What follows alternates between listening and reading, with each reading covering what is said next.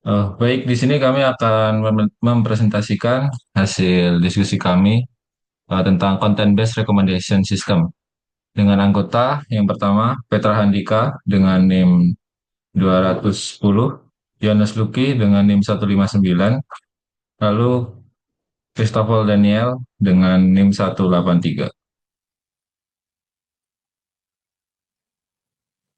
Baik, yang pertama pendahuluan. Sistem rekomendasi berbasis konten atau content-based recommendation system adalah pendekatan yang menggunakan karakteristik atau atribut dari suatu item seperti deskripsi, genre, dan tag untuk menyarankan item baru kepada pengguna. Rekomendasi diberikan berdasarkan kesamaan antara atribut item yang sudah disukai atau diinteraksikan oleh pengguna dengan item lainnya, sehingga sistem ini fokus pada kecocokan konten yang relevan dengan preferensi pengguna. Lalu jenis sistem rekomendasi dibagi menjadi dua, yaitu collaborative filtering dengan content-based filtering. Collaborative filtering yaitu merekomendasikan produk atau layanan berdasarkan penilaian dan pola konsumsi pengguna dengan mengelompokkan pengguna yang memiliki kesamaan, lalu menyarankan item yang disukai oleh pengguna lain dalam kelompok tersebut. Lalu untuk content-based filtering, merekomendasikan item berdasarkan kesamaan atribut dengan item yang sebelumnya disukai atau diinteraksikan oleh pengguna. Lalu, gagasan pokok, sistem rekomendasi berbasis konten atau content-based recommendation system berfokus pada karakteristik atau atribut item untuk menyarankan item yang serupa kepada pengguna. Inti dari sistem ini adalah menemukan kesamaan dari antara item yang telah disukai atau diinteraksikan oleh pengguna dan item lain dari dalam database dengan mengidentifikasi item yang memiliki karakteristik mirip dengan yang pernah disukai. Sistem ini dapat memberikan rekomendasi yang relevan secara personal kepada pengguna. Oke, sekarang kita masuk ke bagian langkah-langkah. Di sini ada 6 langkah, yang dimana langkah pertama adalah jelas mengimport data.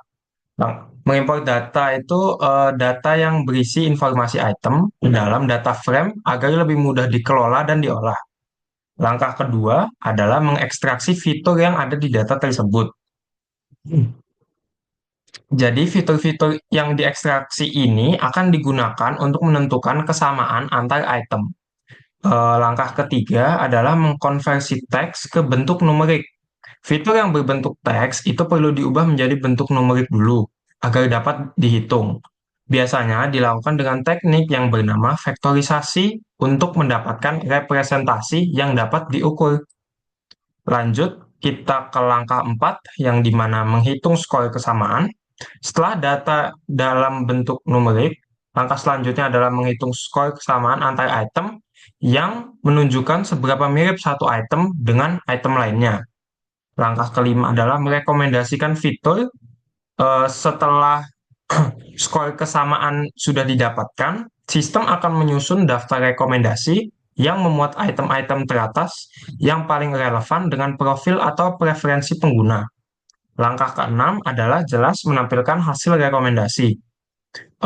Menampilkan daftar rekomendasi akhir kepada pengguna sehingga pengguna dapat melihat item yang paling relevan dengan preferensi mereka. Oke, setelah ini akan dilanjut ke bagian contohnya. Oke, selanjutnya saya akan memberikan contoh tentang sistem rekomendasi yang berupa platform TikTok. Di sini TikTok merekomendasikan video dari FYP penggunanya berdasarkan jenis video yang disukai, dikomentari, atau yang ditonton.